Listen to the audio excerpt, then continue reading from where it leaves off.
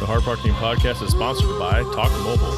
Talk Mobile is an innovator in retail and works with organizations like T-Mobile to operate stores throughout Arizona, Oklahoma, Kansas, and Louisiana. For more information and to jumpstart your career, please visit TalkMobileNet.com. Again, that's TalkMobileNet.com, our big-time sponsor.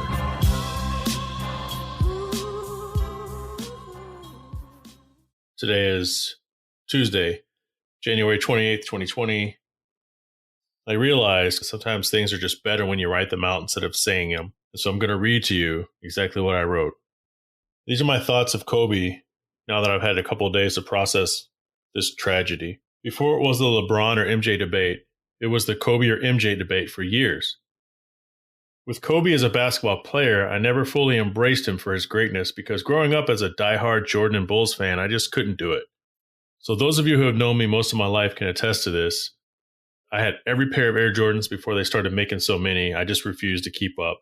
One of my bedroom walls was literally covered with nothing but posters, magazine cutouts, newspaper clippings, stuff I had printed off a computer, like anything I could find of Michael Jordan, Scottie Pippen, and the Chicago Bulls. I didn't have one speck of white on my wall.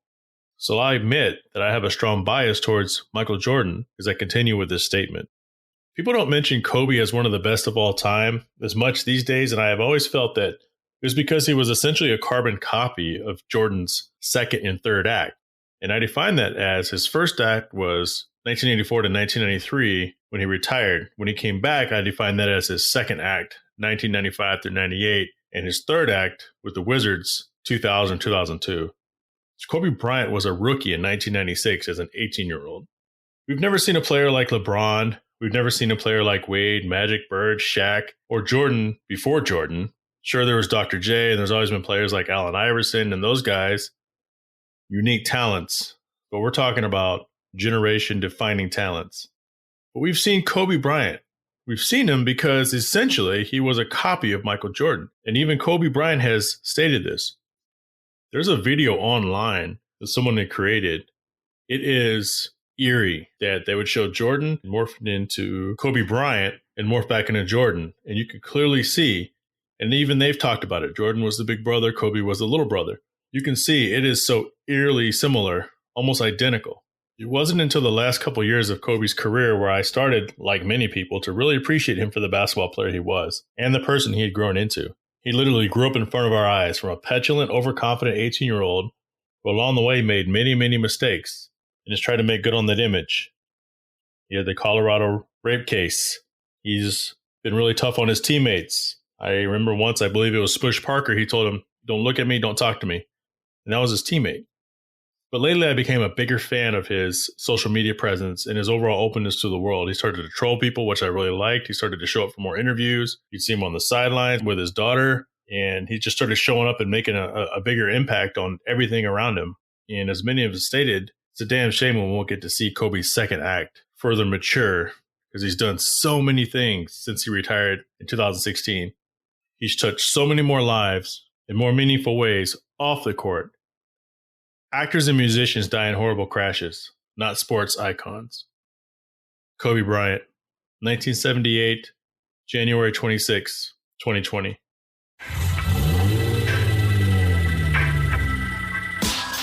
Welcome back to the Hard Parking Podcast. This is your host, Jay Benning. It's been a long time since I've talked about stuff that I've been obsessing about, but I have this thing. I'm recording in my home office right now, and I haven't recorded in the home office yet. Thing is, I'm right by a window, and so our house backs up against a major street. So the traffic, I can hear every single car that goes by. So what I might do is end up moving this whole operation into the closet. Usually I record from the hotel room, as those of you who have been with the show for long enough have realized I record wherever I can. But, my preferred place to record is right now in the hotel room. But, this is a Super Bowl week. So this podcast is going to drop on the heels of the one that just came out last week. So I did something pretty fun. I went and called a bunch of people the other day when I was in Palm Springs. Right now I'm in Gilbert, Arizona. And I said, hey, who's going to win Super Bowl? Give me a score. Just went person to person to person. So we'll get into that a little bit later. Coming up, I'll talk about some of the technology changes for the podcast, some exciting changes.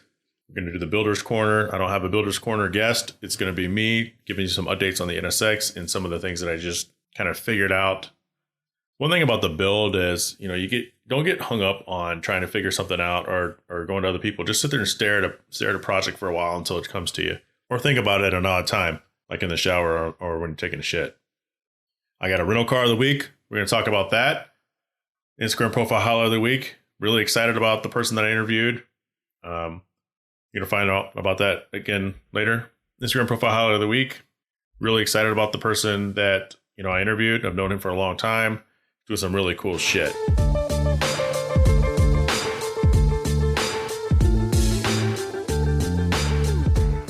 One of the things that's driving me crazy lately is, so I go to Home Depot a lot.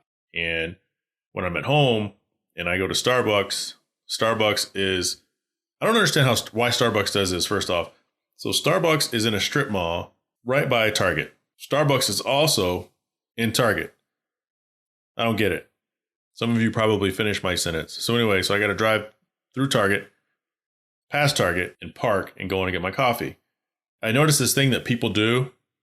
I'm probably guilty of doing it myself. People at Home Depot do the same thing, and Walmart. And what I'm talking about is there's a zone, especially Home Depot.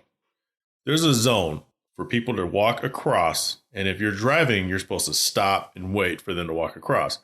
Obviously, you want to inch forward or else you're going to be sitting there all day, especially if you're going to Target. People do this thing where it's like, and it happened to be some old guy with a knee brace, so I kind of felt bad, but then I didn't. They do this thing where they don't pick a spot and walk across. Like pretend you're at a crosswalk. So if you're in a traffic light and the walk icon shows up, you walk between the white lines or you get ran the fuck over. You don't walk in a diagonal to the other side of the street. People do that in parking lots all the time. Drives me nuts. And I probably do it myself. Jesus. Pick a spot and cross. Especially the ones where they walk really slow and they kind of look over the shoulder like, you're just going to wait for me to cross. How about I just run you the fuck over? Oops. Got some new people at work this week. Not on my team. One of the other applications. The desks that they would normally sit at are on the other side of this cube farm. So they're sitting at what they call, these are actually testing cubes. But they're sitting at the testing cubes on my row, which I call director row because all the directors walk past me every day. Not cool. So, I meet them. They're consultants like myself. And we get to talking, where did you work? This is the same shit all consultants talk about. Oh, where have you worked? Oh, where did you come from? Are you clinical or are you technical? Did you work for Epic? How did you get in the business? And so I said, hey, this is Tuesday. Again, they're not on my team, but they're replacing somebody that I would go to Taco Tuesdays with. I said, hey guys, let's go to Taco Tuesday. We go on Tuesdays. I don't know if you guys are interested or not. And, they're interested. They're new to the area. It's like, yeah, this is where we're going. This is where it's at. And I figure if you're really interested, they're going to ask me before they leave. Where are we going again? Okay, what time? First off, the group picks to eat at 7. And that used to be normal. But for what I do, that's late as hell. Like you want to get out of work, go straight from work to maybe the gym, which I don't do, and then go from there to eat, or go straight to work to eat. You don't want to go back to the hotel. You go back to the hotel, you ain't leaving. That's just how it is. And then you don't even have to be a consultant. Anybody who travels for work knows that. You don't go to the hotel. If you go to the hotel, you're not leaving. Or you're ordering room service or you're going down. If it's one of those hotels, you can go down to the restaurant. Not all of them are like that. Most of them that I stay in are not like that. So I try to be extra nice. Well, I don't try to be nice. I am nice. So I get up and say, hey, it's 3 o'clock.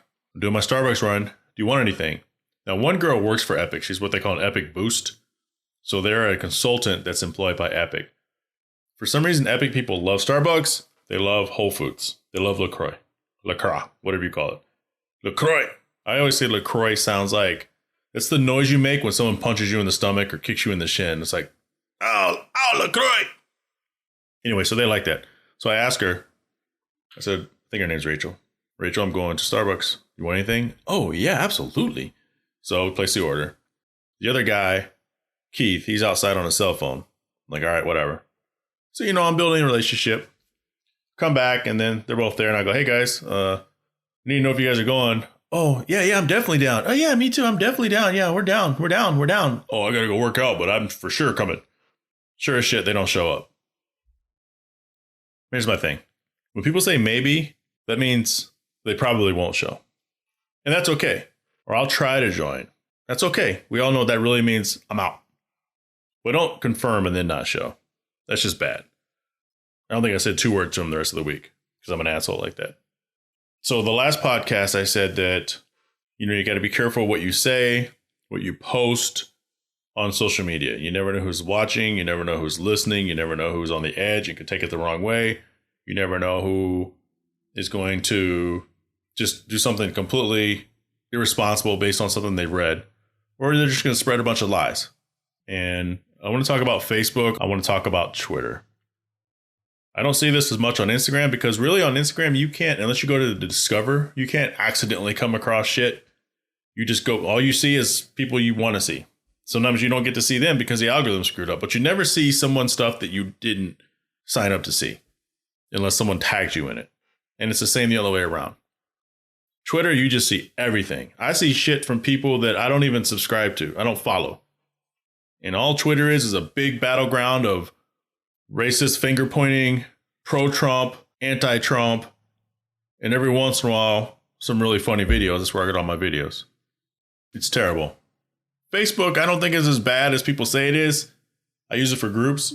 Every once in a while, somebody that I know or somebody that I don't know, but usually somebody that I know that I have some sort of affiliation with, where I've met them in person or whether I just know them from being online like for years. There's a relationship there, and they'll post something and I'll look at it and I'll start looking it up because it doesn't sound right or I already know it to be false.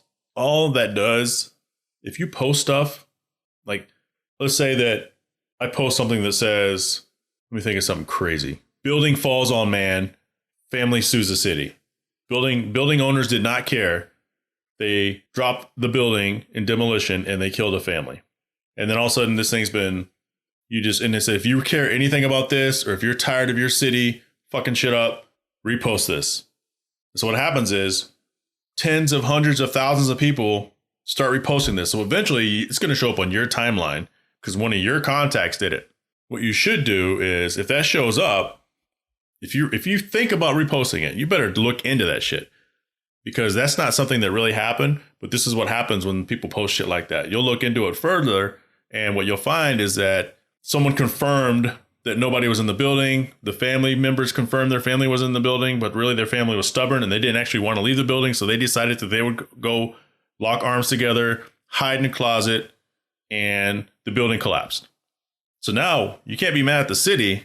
The people fucked up.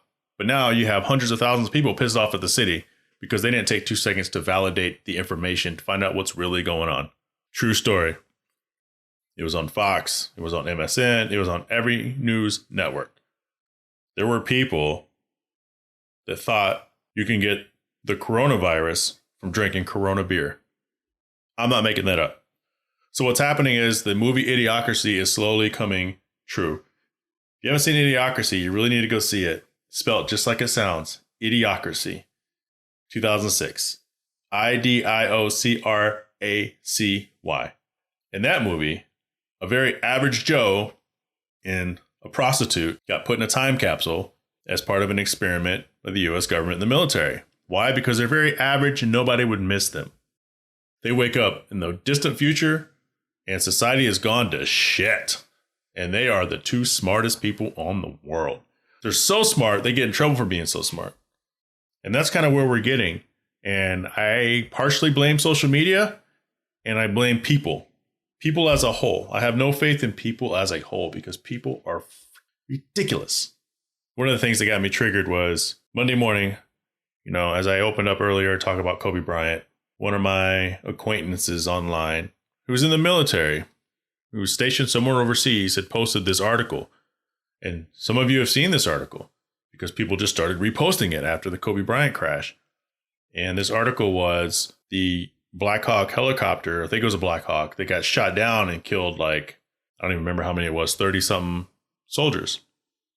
My immediate thought when I saw this headline, and my bad for assuming this, but I think any logical person would assume the same thing given what just happened to Kobe Bryant and how that was all over every single news channel, whether you were into sports or not. He transcended. It has nothing to do with sports. That was a tragic crash that affected multiple families. There's people who, I mean, you can't even, the reach of the tragedy was just, it's terrible, right? But I'm thinking, okay, this is a post where it's like, hey, because there's people who think like this. Not everybody's into sports, number one. We have to understand that. Just like not everybody's into cars. Not everybody cares about cars. Not everybody cares about sports. And we have to realize that. We can't just assume everybody cares about anything. Now, tragedy is tragedy, and people care about that, but they can only care so much. So my assumption, of course, is, hey, everybody cares about a sports guy, but nobody cares about these soldiers. Why don't people care about these soldiers? And that is a strong narrative out there. That narrative is just as strong, almost as strong as when you're going up your Twitters, you're going to find people who, there's a guy on Twitter, there's some black kid who said the Kobe Bryant crash was a conspiracy. Conspiracy. Those people are out there. Much to my surprise, the responses were majority telling him he's an idiot. Because usually what happens is people stand behind to fill that narrative, regardless of what the facts are. All I care about is the facts. Black and white. One of the favorite people that I listen to on a podcast says facts over feelings. And I apply that as often as I can without trying to be a robot. You know, there's always gray area. Facts over feelings. So I messaged my friend and said, hey, on the side, I always do that. I always try to message somebody first on the side, see if they'll have a conversation with me on the private messaging, not a fight on Facebook, public. He says he doesn't know anything about sports. He didn't wake up. He didn't know anything about it. He just posted that because it was a 15-year anniversary of that tragic helicopter being shot down. I said, oh, I get it. I said, now I probably would have said 15 years ago today, this happened. I would have prefaced my post in thinking, it's like sending an email at work. You better proofread your emails before you send them, especially if you're angry or if you're trying to prove a point and there's multiple people CC'd on this. You better know what the hell you're talking about. You better cross every T and dot every I. Trust me, I know I haven't made that mistake in years, but I have made the mistake. So now it's like everything you post, think about what you're posting. It doesn't matter. 15 years ago today, then the narrative changes a little bit. It's like, God, and then you could separate it. Okay, Kobe died in a crash is one thing. 15 years ago today, these soldiers were shot down. Completely different than Kobe died in a crash. Oh, guess what, guys? These soldiers were shot down too. Hello. And I started to see that post more and more and more over the next couple of days. And then it's always the same defense. It's like, hey, man, can you be a little more responsible? This is how it sounds like. And all you're doing is feeding social media garbage. You're feeding the wrong narrative. And the smart people are like, yeah, you know what? You're right. I should have thought about that. And if it's just false, apologize and delete it. Don't even apologize. Just delete it. But some people are like, I had a guy block me once because of this. You can't tell me how to pay tribute to my fellow soldiers. I was like, that's not what I'm saying. Read what I'm saying. I'm not saying that at all. What I'm saying is the embassy just got stormed a couple weeks ago. If the embassy got stormed, tension, there's people who live off of Facebook off of tension. There's people who are like, okay, the embassy got stormed by this group. Next thing you know, they post an article. Oh, that same group just shot down a U.S. Army helicopter. And there's guys sitting there just ready. They're on edge. And he's like, that's it. God damn it. That's the last straw. Go in, get their knives or slingshots or guns or whatever they have. And they go into a church or they go into a deli or they attack some innocent people walking down the road because they think that they're the same people who attacked our helicopter. Although our helicopter didn't get attacked. It got attacked 15 years ago. So you got to think about the chain reaction. And it's like, is it really useful for me to post this? It's freedom of expression. Like there's no right or wrong way. There's just people should just tread lightly. Had another friend post and we got into it pretty good. I call him a friend because I've talked to him before about some of this stuff. We've had a conversation. I think it was a Colin Kaepernick issue. He had said something. And I'm not pro or against that, but there was something that he posted that was just factually incorrect and ignorant. And I talked about it to him on the side. We kind of both understood where each person was coming from. But we resolved it in a civil way. Posted a video, and I'm not going to say who he is. Friend of mine. Posted a video, and it said, Clickbait Central, by the way. Cops. Oh, it says sheriffs say when they found Kobe Bryant, Kobe was clutching his daughter, Gianna. Like when they pulled him from the wreckage. And my response was, based on the wreckage photos, that's impossible. Simple physics. And his response was, show me proof that this is impossible. It's like, well, I don't have to show you proof. I mean, if this were the all people have talked about all week was obviously how great Kobe Bryant was a basketball player, but people were really talking about how great of a turnaround he's done in his life as he's grown up before our eyes, and how great of a family man he was, how much he cared about his daughters all week. Kobe and Gigi. You know, you get people on there that have known him forever, and they'll say, you know what? I was really upset, but once I learned his daughter was involved, I lost it. People are saying that. Now, don't you think if there were any truth to what the clickbait was, this would be everywhere. So to me, it was common sense. And the guy's like, well, you know, it's not rocket science. You claim that it wasn't that the crash site and this didn't happen. Show me proof. Now, I could have saved myself a lot of grief if I had said, well, how about you show me that it is true since it's not reported anywhere else. So we went back and forth, and I mean, all the video was basically a slideshow on YouTube, which, by the way, there's nothing worse than a slideshow on YouTube. And for those of you who do this on your Instagram story, where all you do is post static sayings, proverbs, things that other people have said, and your false motivations, I mean, half of you don't even believe that shit. Drives me nuts. Women are really bad at that. Guys don't do it as much. When they do, it's usually like a joke or something funny or witty, not some deep, meaningful shit that doesn't really mean anything to half the people who post it. I mean, am I right? You know I'm right. But anyway, we go back and forth, and what happens is like when I used to argue with my daughter, you know, when she was younger, like I would bring the facts to the table. Like my family hated debating me. My sons are really good. He's really good at debate now. But it's like, bring the facts. These are the facts. I would have this thing with her where it's like an example I would use is I would say, you say green is your favorite apple. And she would say, I didn't say green is my favorite apple. I like red the least. Okay. If you like red the least, then green is your favorite. Like it is what it is, right? So, you know, the conversation with this video, this clickbait, that was obviously clickbait and obviously false. I eat, drink, I consume sports media. This is Car Podcast. I consume sports media most of my day when I'm working. I wake up, I'm usually listening to Pardon the Interruption podcast from the night before. I may or may not turn on ESPN, First Take, or Get Up, those shows.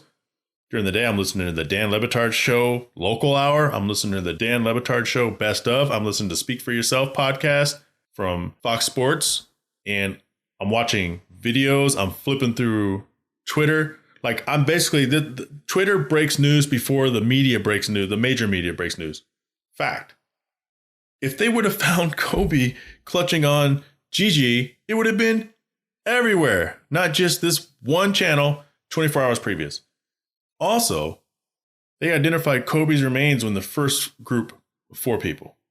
They didn't identify the last 5 people until a couple days later. So if you find one person clutching on another person and the person clutching on that person, it was Kobe Bryant, then you could safely assume that that was Gigi. But the wreckage, they're falling at a rate of 2,000 feet per minute. The impact, people go flying, is awful.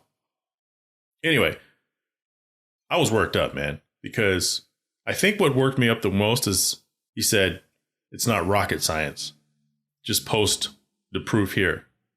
Basically, like, if you can't prove it, then shut up and move on. And I'm sorry, I went through and I posted like 5 or 6 links of pictures and articles. And I said, hey, I'll do your investigative journalism for you because you're too lazy to do it. People, know what you're posting or don't post it at all. Be responsible on social media. Free speech. One thing has nothing to do with the other. He finally closes his argument with, well, the bottom line is a guy died holding his daughter. End of story. What? What are we talking about? Anyway, so my point is, friends don't let friends post irresponsibly.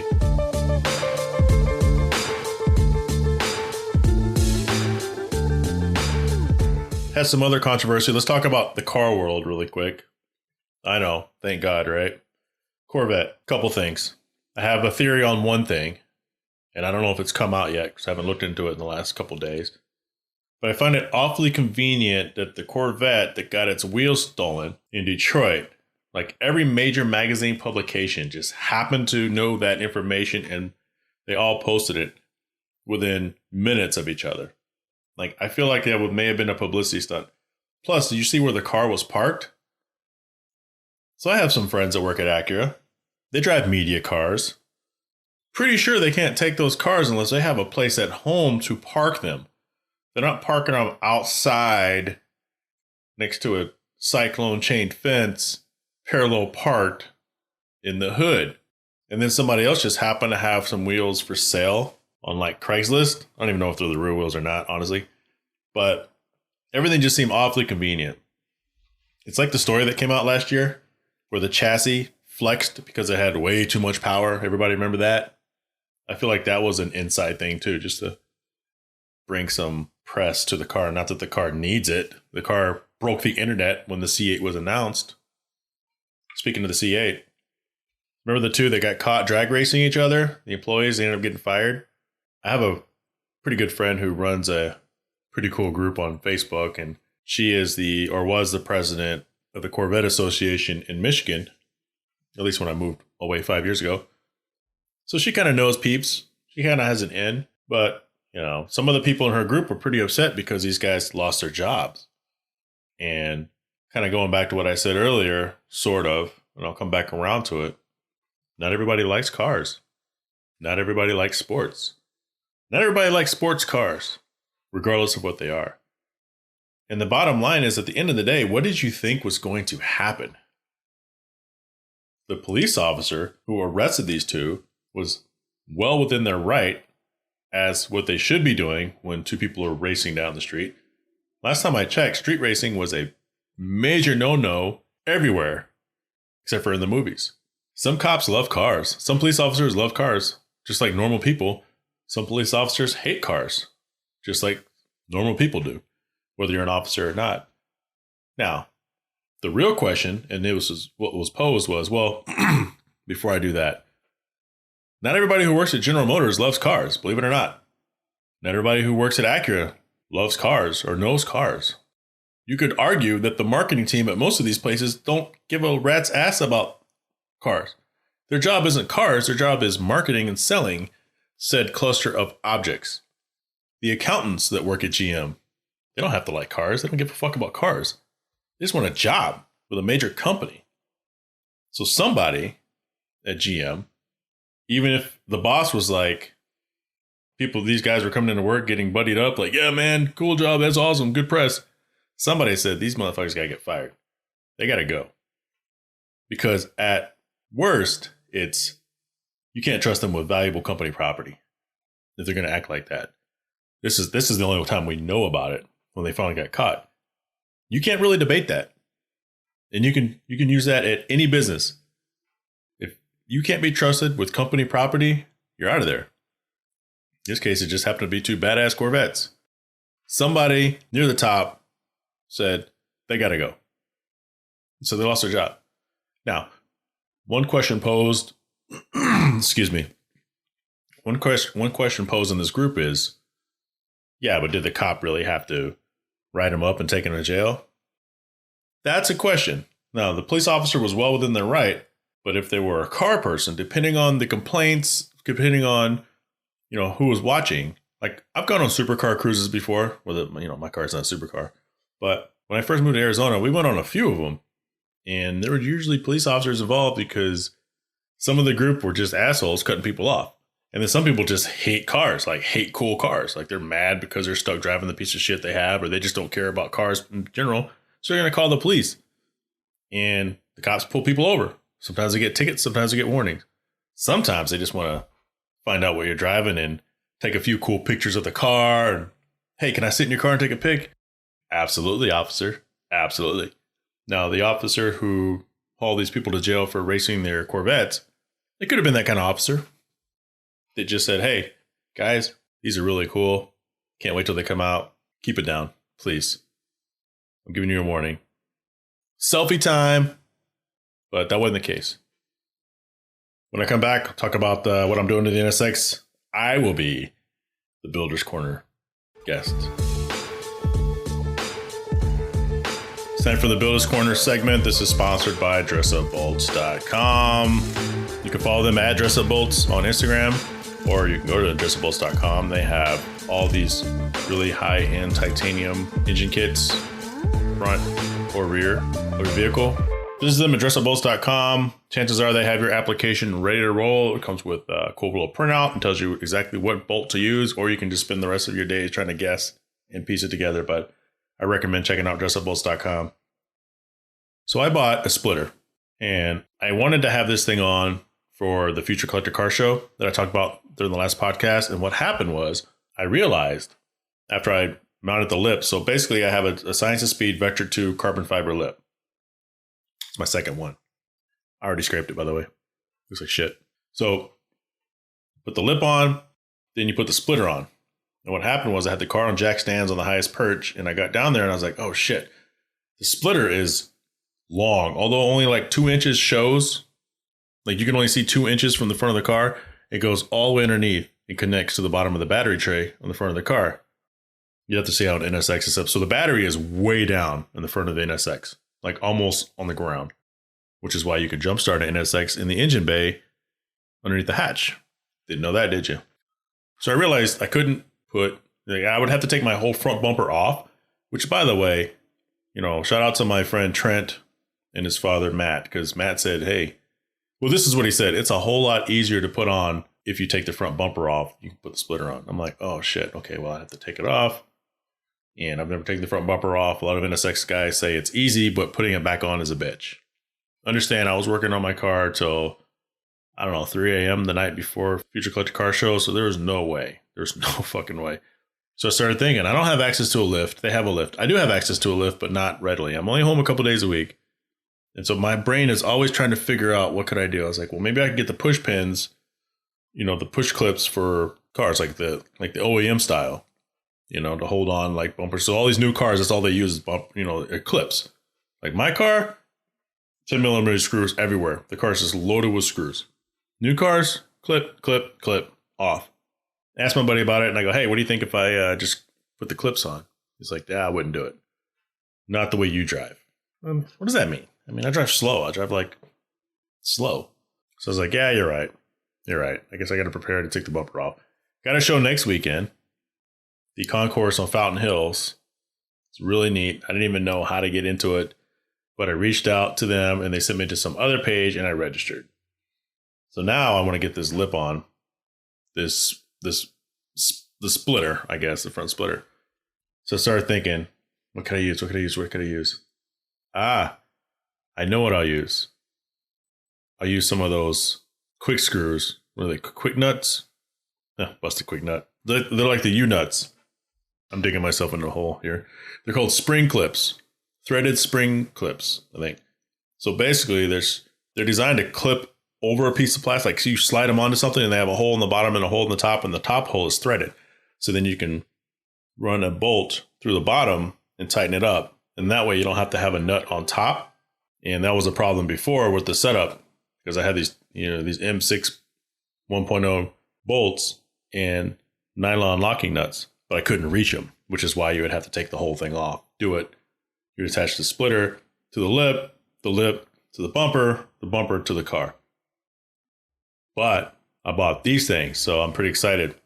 So with these, I just have to slide them over the holes that I've already drilled, put the splitter underneath, and then run the bolts up, and it'll sandwich them together.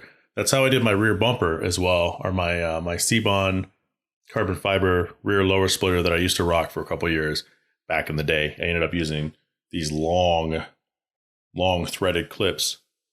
So if you're stuck on a build, you're stuck with attaching something, just stare at it. I mean, worst case scenario, you could use zip ties. But in this case, I couldn't use zip ties. I wouldn't be able to reach the other side.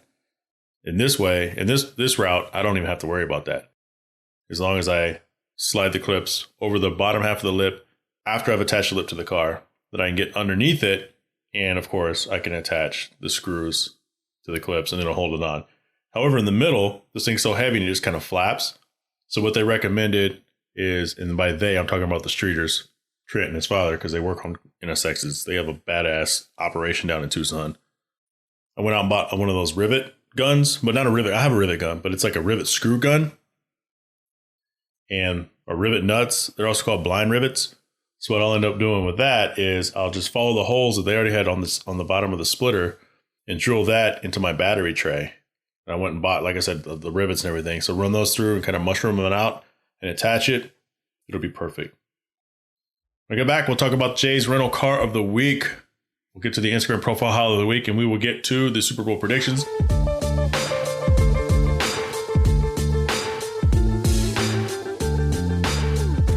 Just slowly turning into one of my favorite segments, Jay's rental car of the week.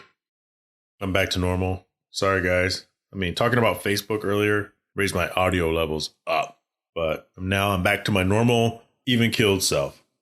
So last week, I was driving a Chevy. What was I driving? An Impala? You know, that thing wasn't bad. I'm not going to talk about it as my rental car of the week. This week, I had a Dodge Challenger RT Hemi. Talk about that in a second. You know, the Chevy Impala actually wasn't bad. Like, it's not my style, but I can see it as a family car. I can see it as a nice daily. You can drive across country. It's got plenty of room. It's got a nice infotainment center. That interior was nicer than a 300C I had 2 weeks ago. The 300C sucked. It looks cool, though. I'm sorry, the 300S. The Chrysler 300S. It looks cool. And if you have a 300S out there, I'm sorry. I don't mean to offend. Your car sucks. It doesn't have CarPlay, for fucking crying out loud. The leather looked and smelt more like pleather. And it took me back. So when I was a kid, I used to get car sick all the time. My mother would give me Dramamine or whatever it is. Whatever, it's probably illegal now, whatever it is she gave me back then. It would knock me out. Because, you know, we had an old Caprice Classic, like a 1976 Caprice Classic. The cop cars is what I called them. I guess they used Caprice as cop cars for a long time. But you look up a like a 1986. I don't, it was fucking 76. It was like a 1986 Caprice Classic. The wheel fell off of me once. I was driving to work for a place called Athletic Supply. And I had taken a right turn to go on the final street, and the car just kind of slid. It was kind of like just sideways, like if I hit a patch of ice, except it was like June. And I was like, what the hell was that? And then all of a sudden, the car dropped. Like the back right part of the car dropped. I was like, what the hell? And the car was like, I couldn't really like control it. I mean, I wasn't like a movie where, you know, you're like, get out of the way. You know, it was kind of a vacant business. It was a business road. But in Dallas, there's like these really wide roads in the middle of business districts that nobody even drives on. It was one of those. And I looked to the right because I was taking a right turn. I looked to the right and my hubcap, I'm not lying, guys. My hubcap passed me. All the lug nuts were bouncing down the road up against the curb. Because Dallas has these big curbs on the side of the road. My lug nuts passed me. And yeah, I pulled over, and what had happened was the entire wheel came off. My dad blamed Chief Auto Parts. Rest in peace, Chief Auto Parts. They went defunct a long time ago. But my dad's the one to change the brakes. I remember that. My dad fucked that shit. He tried to fucking kill me. He didn't torque those lug nuts down or whatever. He tried to kill me. So anyway, we had the old Caprice, and it had pleather. All the cars had pleather back then. You know, there's a tan pleather interior, like a tan car. Like actually, the car was manila, like a manila envelope, and the interior was tan. Remember those old cars? Well, some of you don't remember, but the roof would always start to like sag down. Like, what's up with that? I'm glad they finally figured that shit out. But anyway, the smell of the car, I would always get sick. It's just that smell. And so the Chrysler that I had a couple weeks ago took me to a bad place. It took me to that Chrysler 300S. Cool car, black interior, black Stitch S, black wheels. It looked like a government car. Car sucked. So anyway, the Chevy Impala that I had last week was a lot better. This week, what did I have this week? I had the Chevy Impala this week, actually. You know, my timeline is all fucked up because I screwed up my flight. For some reason, I booked Sunday to Friday, and I usually book Sunday through Thursday. So my brain, I was up 5:15 this morning, California time. Was on standby, didn't get on. The second flight for standby just happened to have 2 broken seats on it. And so they had to find those 2 broken seats. They moved them to first class. And then it's like somebody got displaced. That's all I know.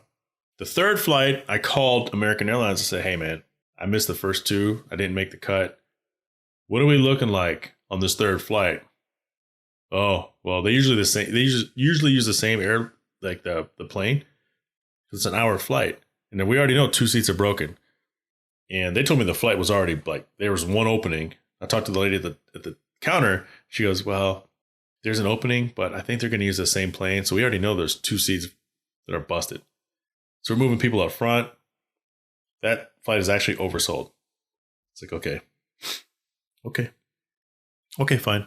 I already turned my rental car and turned it in yesterday, to be honest with you, because right now it's Friday. It's Friday the 31st. And decided to rent a car. I said, fuck it. I'm just going to drive home. I'm just going to drive to Phoenix. Gilbert, actually. Just over a 4-hour drive from Palm Springs. Or it feels like that, right? We got the new loop, 202 South. I'm getting off track here. So anyway, so I rented a car. Got a Dodge Challenger RT Hemi. And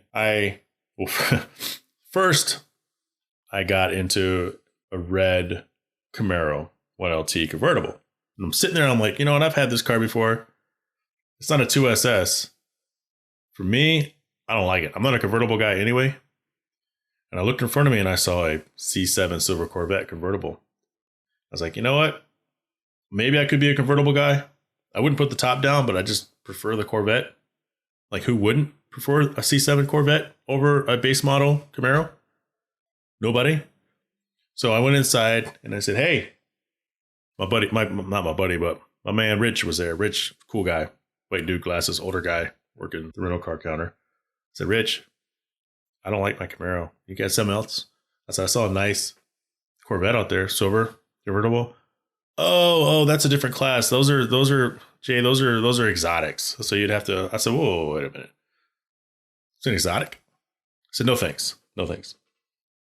Because also in the parking lot, as some of you have seen, there was a Huracan and there was a Ferrari California. Those are exotics. And the California is debatable, right? The Huracan, no debate. C7 Corvette, not an exotic. There's a Z06. I can see how you can make the argument, but there's 70,000 of them on the road. Not an exotic. So he's playing around with the keys and gives me the Challenger. Challenger, CarPlay, by the way. Chevy Corvette, Chevy Camaro, CarPlay, by the way. So I turn on the Challenger because you could tell, right? You could tell when you're looking at them in the rental car lot if it's a base model or if it has something. Just something. If it's a base model, it's got the hubcaps. Just leave it. Just go to the next car. This one had wheels, like wheels. So I was like, all right, well, let's just hit me on the side. Turn it on. It's like, whoa. I'm like, oh, shit. This thing's going to purr all the way home. Sure as shit. This thing purred all the way home. But I get it. I get why people want the Challenger. I used to want a Challenger even before I ever drove one. I think they're cool. I think they look great. I've liked them. I like them. They're big. I don't care. I like them. But man, it's just such a difference between just a base model and even one step up with the RT Hemi. The car sounds great, drives great. It speeds up. That car wants to go fast, and it's not even the top of the line trim.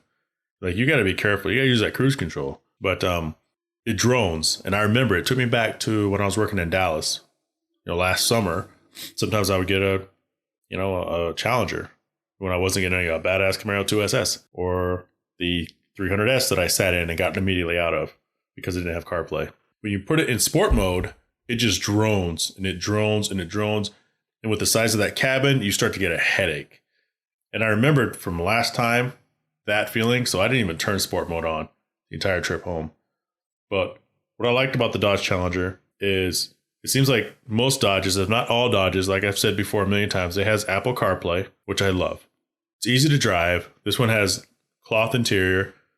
The fuel efficiency wasn't bad. I drove all the way from Palm Springs to Gilbert, Arizona. I finally put gas in it before I dropped the car off. I brought it home, ran some errands earlier. Then tonight I decided to take it and drop it off because it's due tomorrow morning anyway. Would I rent one again? Obviously I would. It's a cool car. But if it's the base model, no, I don't want to have anything to do with it. Because if I'm going to drive around in a big ass car like that, it's going to have some kind of power. It's going to at least sound good. Not annoyingly good, but at least got to sound good. And one thing you realize when you're in a car like that, specifically that car, is when you're not in that car and you see people drive by in that car, 80% of the time, you think that, oh, well, look at me. I'm so cool. Vroom. You're just going to floor it right past me and make your car make all those loud noises because you're so cool and I'm not. The car just does that. Now, there's a percentage of people who do that just because they are cool or they think they're cool. But you don't have to swap out the exhaust to get that sound in those cars. So I remember there's so many times when I've been on the highway and you're near one of those cars. Maybe I'm in the NSX or I'm in some other rental car and they're just like, woo, woo. I'm like, oh, psst, okay. Never mind. Anyway, that's Jay's rental car of the week. I would absolutely drive it again. I'd consider maybe having one, even though there's a million of them on the road. It's just a cool looking car. I'm a fan of the Dodge Challenger.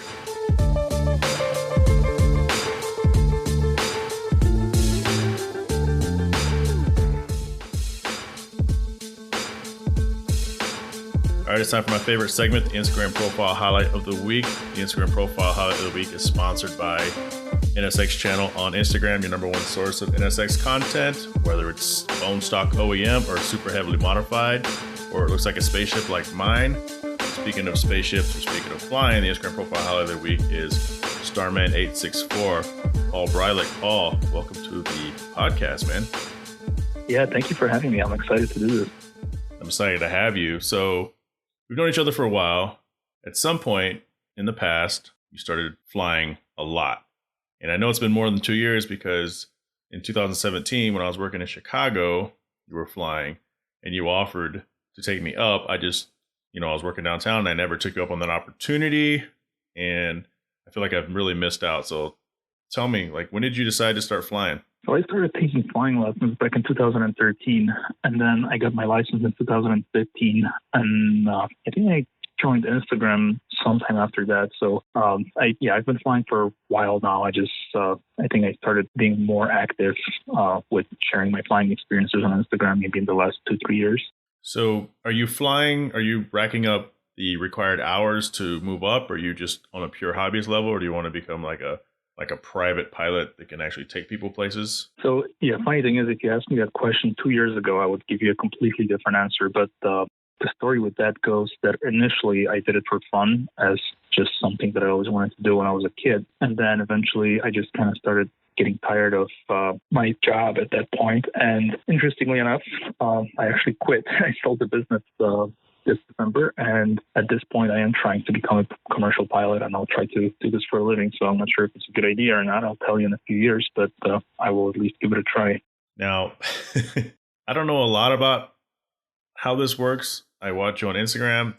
I'm sure there's a lot of things that you could be doing that probably wouldn't be as, I would assume, expensive of a hobby.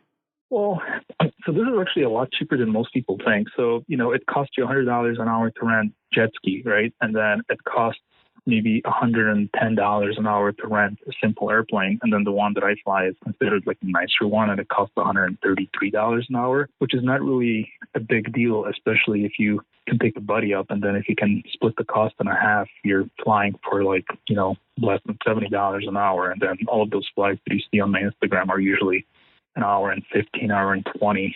So, those flights generally cost about $160. So whenever I take just one more person with me, it usually costs me just $80, which is a lot less than what people would think that these things cost. So yeah, it's actually, cars are pretty expensive, and modifying cars is not cheap. So, I know. You would know, right? So, it's not as bad as you would think. Yeah. So we're talking to Paul Brylick at Starman864 on Instagram. So you fly so what's the technical name of those? I'm going to say Cessna because I don't really know anything. Yeah, so it's a Cessna 172. Essentially, it's a Honda Civic of the sky. Whoever ever touched an airplane, chances are it was a Cessna. And these things are designed for people to learn how to fly in them. So they're super safe, super reliable, and it's just a simple thing, nothing fancy. I mean, there's nice airplanes out there. You could have Cirruses that new cost $1 million and they cost like $300-400 per hour to rent. You could have jets that you can rent as well. And these things new, they cost, I think Honda jet goes for like $5 million, and you can probably, maybe rent one from somewhere for like $1,000 an hour or maybe more. So, these things get pricey, but when it comes to these simple general aviation airplanes, they're fairly cheap and fairly cheap to operate as well. So yeah, it's definitely doable. Whoever wants to do it can easily do it. So as long as you have your pilot license, the only thing you have to do. I was going to say, yeah. So what do? You just show up and say, hey, I want to rent that. Here's my pilot license. Or are some of them, outside of these little Civic Cessnas, we're just going to call them Civic Cessnas from now on. So outside of these Civic Cessnas, so let's say you want to do a Honda jet. Are they like, okay, well, you have to have a pilot's license of a certain class. I don't know if they're broken down class. And then you have to have 500 hours of air experience. Or do they just look at the license, or it depends? Yeah, so the general idea is that even if you're trying to rent a Cessna, most flight schools are not going to just give you keys to one. They will usually want you to, at least fly around the airport for 5-10 minutes with an instructor to make sure that you know how to fly, and then they'll let you fly it on your own. And then when it comes to those licenses, so I guess the basic license is that you can fly anything up to 12,500 pounds, and then anything heavier than that or anything that has a jet engine, you need a type rating for, which means you need basically a certification to fly that particular type airplane. So even if you have your, airline, like airline transport pilot license, you still can't rent some of the other airplanes because they are just so different from each other that you need a type rating for that particular one. But most places are pretty good about it. So last year at this time, I was actually in Las Vegas, and I wanted to fly around the Strip at night. So what I did was I just called up a local flight school over there, and I asked them if by any chance they have any Cessnas in stock, and in their fleet, and then they do have a bunch of 172s, which is what I fly, and they just borrowed me one. So I just flew around the Strip, and I gave myself my own Strip tour. I didn't go for the helicopter one. I just did it myself. It was pretty cool. So that was definitely a good experience. Looking at your page, you're still doing photography. You doing anything with your NSX? So yeah, well, my NSX is sleeping right now because I do live in Chicago, and Chicago winters are not very supercar friendly. So we are, or at least not fun car friendly. I'm not sure if the NSX qualifies as a supercar, but yeah, it's pretty brutal out here. But I did buy another NSX. I don't know if you heard that, but I actually bought an '05 NSX that had very slight rear end damage, and the car is actually getting fixed as we speak. So I did end up with two somehow. And so you have silver. Two, right? I have two. They're both Silverstone, so my neighbors will never know the difference unless you'll put both of them out there. Then they'll start scratching their heads. But yeah, they look the same essentially. Do you name them? I mean, are they both silver, and is this silver and black? Because yours is silver on silver, I thought, right? Or no, original exactly. one. Or you've had several, haven't you? So my first NSX was 03, silver on silver, and then the one that I have right now is also silver on silver, but it's a 04, and then the one that I just bought is silver on black, finally, because I always wanted silver on black, and it's also an 05. So, there's no 06 NSX that has to end here. But yeah, so this one has black interior, which is actually what I wanted. The silver, it's nice, but black is always better, I guess. So going back to your Civic Cessnas, so while you're flying, yeah, like, to me, it's just so crazy because it just seems like some other completely different world. So you're up there and you're taking these beautiful photos flying over Chicago. And again, anybody listening to this, I think we're up to like 20 people now.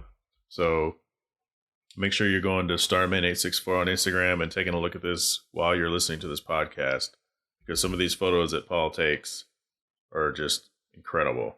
Like, has anybody ever reached out to you about these photos to use them? Well, I don't know if there are any, if they're all that good, but yeah, I did have some people reach out to me, and a bunch of them got used as flyers, and I also I am in contact. Stop. What? Okay, so okay, you don't know if they're really that good, but people are reaching out and using them as flyers. Paul, they're good. Okay, you may continue. They're real good. Okay. Well, I guess there's not a whole lot of competition in that field. I don't know that there's too many aerial shots like that are out there. I mean, there's a lot more now because of drones. There's a lot of talented photographers. All of those city photographers, they all got drones now, so they're really killing it with those shots. But especially like a few years ago, I guess there wasn't a whole lot. So and to be honest with you, I'm not really very active recently. I haven't really taken too many shots. I am pretty active with these stories. Every time I go flying, I usually try to take a video or two. So, there's always a story up there. But, for post, I think I haven't posted anything in like 2 months. So I definitely have to get on that. But yeah, definitely is a very cool perspective. It's something that we're not used to seeing. So I think it's a very cool experience, just seeing it from above, and especially at night. Like, so I practically never fly during the day unless I have to. To me, it just looks a lot better at night. So I remember flying in and out of Chicago, every week, pretty much all through 2017, and I'm always looking out. It's like, oh, here comes the city, and there's downtown, and then I do that thing everybody does. It's like, well, why don't you just drop me off right here? There's my hotel. It's just like, oh yeah, there you go. There's definitely worse cities for you to fly over, less scenic cities for you to fly over. Yeah, if you're ever flying into Chicago, you always want to make sure that you're sitting on the left side of the airplane, because most of the time the wind is out of the west, because that's like, Earth kind of spins the opposite direction, so the wind is going to blow from the west. So most of the time they're landing to the west. So what you're going to do is you're going to fly pretty close to downtown, and then downtown Chicago is going to be off to the left. So if you are sitting on the left side of the airplane and you have a window seat, especially at night, you'll probably fly directly over Lincoln Park, maybe just a little north of that, and you'll have a pretty good view at the skyline from like, these airliners usually cross the shoreline at like 4,500 feet. So it's a pretty good perspective. No, those are facts. Because I used to I'd sit on like 9A or whatever, and you go past downtown and you go over Lake Michigan, and then you do this little U-turn in the sky, and then you get to see it again before you go up to crappy O'Hare. Yeah, so if you're flying in from the south, they would usually put you, by downtown. So what you're doing is, if you're coming in from anything south, you will kind of have, it's kind of like a downwind leg. So you'll basically fly like a rectangular shaped traffic pattern to the airport. So if you're coming in from the south, you're going to make your turns to the left. So you'll kind of follow Highway 290, and then you'll turn north over the water, and then you'll turn back inland, and then you'll land at O'Hare. If you're coming from the north, or let's just say something like Minneapolis or Detroit or something like this, they'll usually put you on the northerly runways, and then you'll do the turns to the right, coming in from the other side. And at that point, you'll just see downtown Chicago off of your left. Still, you're going to be maybe a mile or two further away, which is not a big deal, but you'll see it just once, and you'll see it when you will already be lined up with the runway. Now, do you have to know that as, a Civic Cessna pilot, just so you're kind of aware of where the traffic could be coming from? Not necessarily that you have to know it, but it's hard not to know it if you are a part of that world. Let's just put it that way. Yeah. Okay. Yeah, that makes sense. Yeah. We're talking to Starman864 on Instagram. Starman864 has to start updating the page more often. I have to go out there and grab some shots. So, What's the 864? What's that?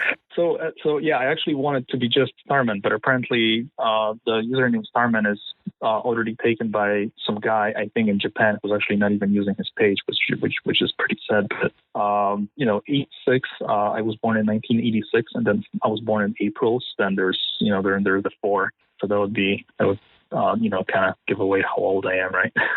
All right. You what's the last 5 digits of your social? Oh yeah, okay, sure, that's the good one. I have to don't tell me. Don't tell me. Yeah. I know. Yeah. Don't tell me. Don't tell us. Tell everybody. It was weird. I was actually, I take pictures of landscapes and cars and whatnot, but then I also take pictures of models too. And then I recently was taking pictures of a model, and then we started talking about birthdays, whatever. And then she says, "Oh yeah, my birthday is in April." And then I'm like, "What day in April?" And she says this and that, and I'm like, "That's my birthday." So we ended up we just ended up finding out that we have the same exact birthday, which I only know like 2 other people like that. So I think that was pretty cool. That's amazing. I know. So we have to get to know each other a little more. We went for dinner. It was fun. Where is she now? She is at home. I don't know, or well, I think she might be at home. She actually is from Wisconsin, so Jake's territory right there. If Jake is listening. All right, Paul, I want to thank you for being part of this segment. Paul, Starman864 is my Instagram profile highlight of the week. Yeah, definitely. Thanks for having me.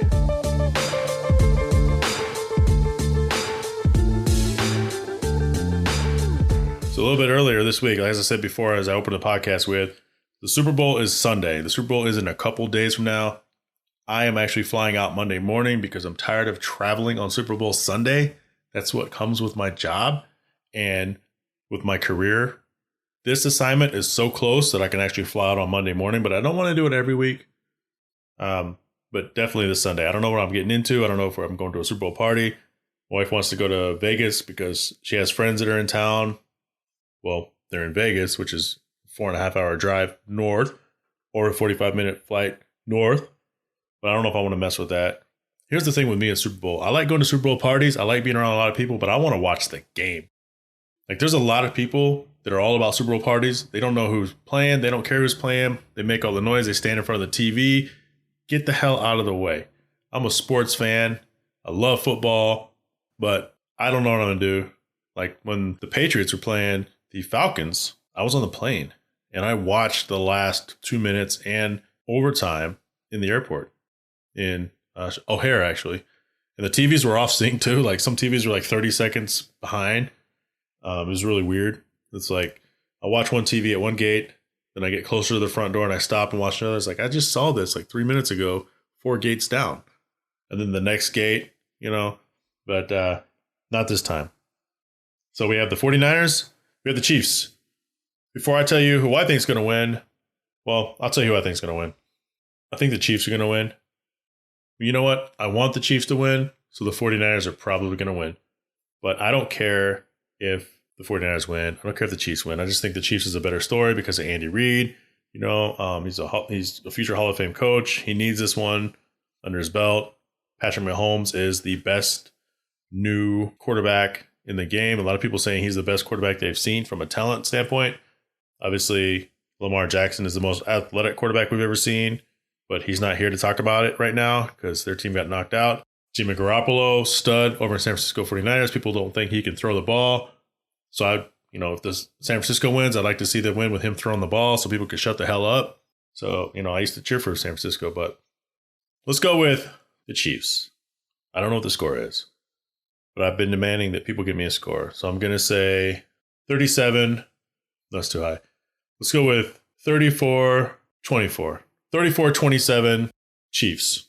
And let's see what some of my friends have to say. What up? Victor Tagunde, the Acro Machine. Who do you have winning the Super Bowl? I have the Chiefs winning the Super Bowl, man, by 2 touchdowns. What's the final score? Final score, I'm going to say 21-35. 21-35 Chiefs. Thank you. Yep. Jhae. Mr. Cunningham, Peter Cunningham. Who do you have for the Super Bowl? San Francisco. What's the score? More than 55. 55 total, San Francisco. Got it. Talk to you later. See you, bye. Bye. Hello, it's Johnny. JV, Mr. Southern German Nation, Mr. Gear One Agency. Who do you have winning the Super Bowl? You know who I've got. I got the Kansas City Chiefs, 37, San Francisco 49ers, 27. Thank you. Talk to you later. See you, man. Yo, what's up? Brian Kalma, who do you have winning the Super Bowl? I got the Chefs, 35-27. Thank you, Brian. Yes, sir. Hello. Mr. Ryan Eversley, who do you have winning the Super Bowl? 49ers, Gold Rush, baby. 49ers by 10. 49ers by 10. What's your final score? 30-23. I thought you said by 10. Duh, sorry, Jesus Christ. 30 over 20. There you go. All right, thanks, Ryan. Talk to you later. Bye. See ya. Jay Fenning, ladies and gentlemen. JC Backer, J. Cole. Who do you have winning the Super Bowl? What's going on, man? San Francisco 38, KC 31. All right, you're the man. Talk to you later. All right, later. Bye. Hello. NS Extra, Chris Cutt. Who do you have winning the Super Bowl? I know nothing about sports, man, 40, at all. 49ers and Chiefs. Whichever team moves the ball from the field to the other side of the field more will win, and the crowd will go, yay, sports. Awesome. You're the man. Thanks. All right. Hello. Catherine H. Cox, who do you have winning the Super Bowl? I think the Chiefs are going to win 36-28. Thank you. Talk to you later. Bye. Bye. What's up, Jay? What's up, Yoshi? Who's going to win the Super Bowl? 49er? I don't know. What's the score? 28-14. Okay. Thank you. Bye. Bye. Hello? Jared Legendary. What's up, Jay? Who's going to win the Super Bowl? Niners. What's the score? Oh, we need a score? It's going to be a high-scoring game. Oh, well, I don't know. Maybe not. Actually, it is. That's not what I asked. What's the score? Hurry. 28-34. 34-28? Yeah. Okay. 34-28, yeah. All right, thanks. Bye. Okay, bye. Hello. Possum Killer, who's going to win the Super Bowl? Chiefs. What's the score? I'm thinking 38-27. Awesome. Go back to bed. Yeah, thanks. Big Brother Jay, who's going to win the Super Bowl? I got 34-28, my Niners. All right, man. Thanks. You're the man. You got it. Bye. Hey, what up, man? Jamie Crump, who's going to win the Super Bowl? Man, I want to say the Chiefs, but 35-24. 35-24. Okay, that's all I wanted. Thanks. See you in like a couple months. Bye. All right, man. What's up? What's up, Tony Kong? Who do you have winning the Super Bowl? Oh, I got the 49ers. 24-21. All right. Tell the family I said hi. Get off my phone. All right. It's Jane. Boston Jane, who do you have winning the Super Bowl? The Patriots. What's the final score? I have no idea. I say Kansas City. Kansas City Chiefs over the 49ers. You don't have a score for us. I can't even guess on that. I didn't even follow it. The minute the Pats were out, I was out. Okay. Thanks, Jane. Bye. What's up, gentlemen? Matt and Charles from NSX Rack Repair. Who do you have winning the Super Bowl? I'm going to go with the Chiefs. Yeah. I think Patrick Mahomes, my homie, Patrick Mahomes, I think he's got it. Charles, who do you think, sir? I don't watch football, so I don't even know. Okay, very good. What's the final score? Final score, let's see. All right, cool. Talk to you guys later. 40. All right, see you. Bye. Bye. Yo, what's up, Jay? Jet, the number one supplier of Lazy Peter. Who do you have winning the Super Bowl? I think I got the Chiefs, man. Probably by just a field goal. By 3. 27-24 score in favor of Chiefs. How much money do you have on it? I don't have any money on it. All right. You're the man. Go to bed. All right. Good night. Later. Hello? Wilson.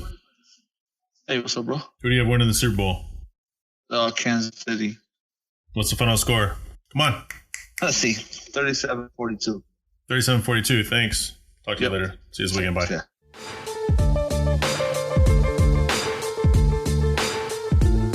All right, so there you heard it. Everybody's Super Bowl picks. With the Super Bowl this weekend, this Sunday, we'll see how close people were. Maybe I'll figure something out with whoever gets the correct score. Had a lot of fun. So this is the last segment. This segment was talk about, I've been doing this thing on the last podcast and on this podcast. Car question of the week, non-car question of the week. Figured I'd open it up to you guys out there who listen to the podcast. But the thing is, man, car question of the week and non-car question of the week, I got some really, really bad ones in here. Let me go through them right now and see what I want to see. Some of these questions, guys, please remember, I like cars. I don't mind talking cars. I'm not technical. I don't buy cars. I don't have a fleet of cars. I don't collect cars. So some of these questions, best fun car under $15,000 used, comes from Jupiter Fish in Michigan. I don't know. I don't know what the best fun car under $15,000 used is. I could look into it. I usually go to Consumer Reports for something like that because I look at that. But, what's fun, right? Let's see. What do we have here? Let's see. Superior Image Car Care, W6 Swap Miata. I don't even know what that means. Catherine Cox asked, and she gave her Super Bowl prediction. We asked Catherine H. Cox on Instagram, all ran together. Do you enjoy the build or the finished project more? That's a good question. So one thing that a lot of us say is the build is never complete. Those people who have paid attention to my builds over the years have known that I'm always changing something up. So what happens is the biggest transformation was obviously the wrap, the interior, the SEMA prep. Because you can't just go, the SEMA weak. You got to come strong. So that was the biggest change. And the build is kind of a pain in the ass, but like anything that you work for in life, once you finally get there, at least to a point where you can sit back, pull up a chair, crack open a beer, and if you drink, I drink. The finished product, you just kind of marvel at it. But then it's time to start over. You tweak. I tweak on my car all the time. I'm always changing something. Like I said earlier, I'm putting on a splitter now. I haven't had a splitter. I had side skirt splitters once, but I took them off. I had them for a weekend. The build is fun. I kind of wish I had a blank check. I work out of my car out of necessity because either it's simple enough where I want to tackle it and not pay somebody else to do it, or it's just too expensive, so I have to figure it out on my own. And if it's something that's way out of my league, if I really want it, I just got to pay somebody who knows what they're doing to do it. It's not a pride issue. Like if you know what you're doing and I don't, and I can blow my car up, it's all you, brother, sister, whatever. It's all you. So do I enjoy the build or the finished product more? I think you enjoy the finished project more before you start building on it again. So that's Catherine H. Cox for the car question of the week. There's a lot of other good ones on here. What makes cars so damn cool? I'll go ahead and answer that. That comes from Robert. Cars and cosplay. Cars _and_ cosplay. I don't know, but kids know, right? And what I mean by that is my car, for example, or you bring up a car that just looks completely different. It looks like a toy, right? You pull up at a car show and the little kids, some of them can't even speak yet. They're pointing at your vehicle.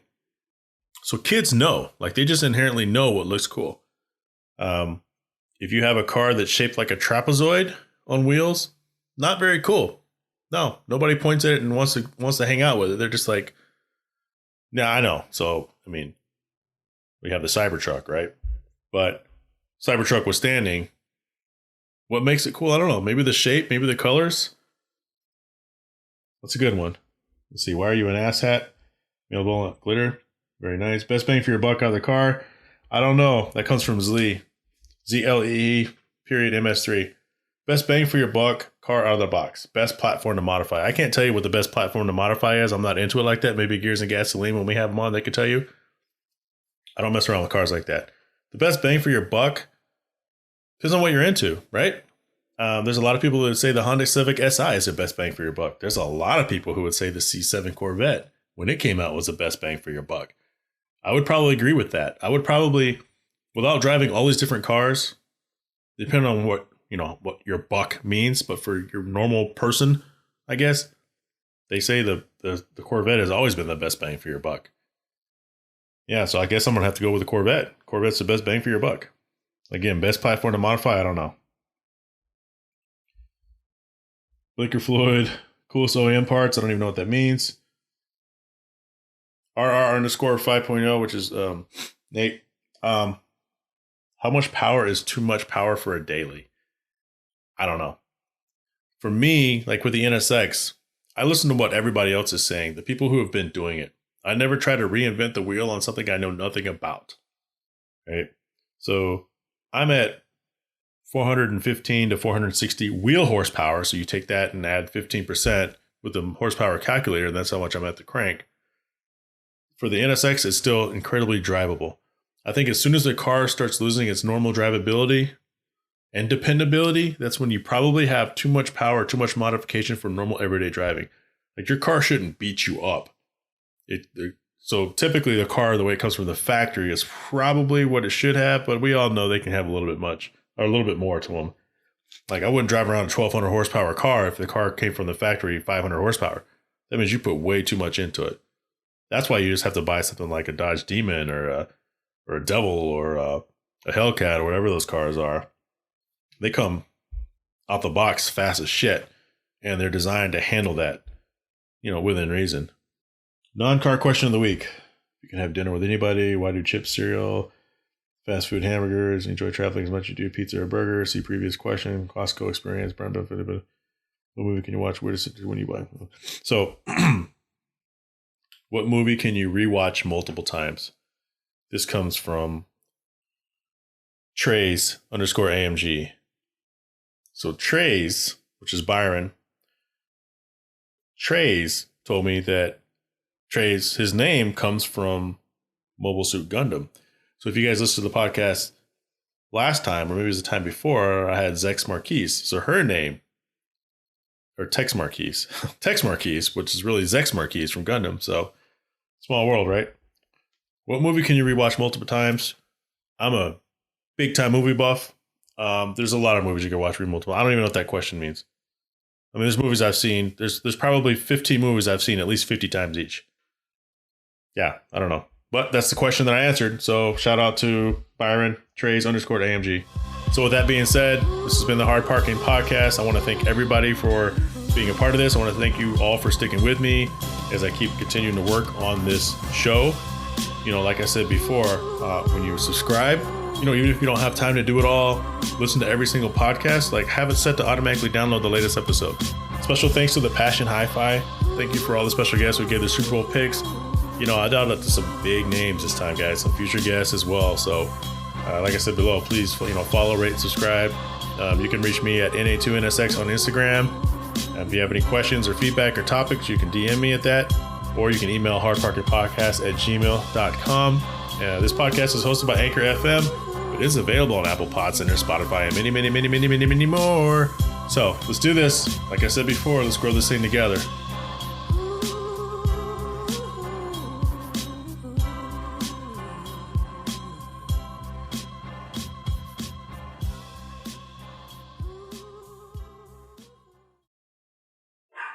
Shut up!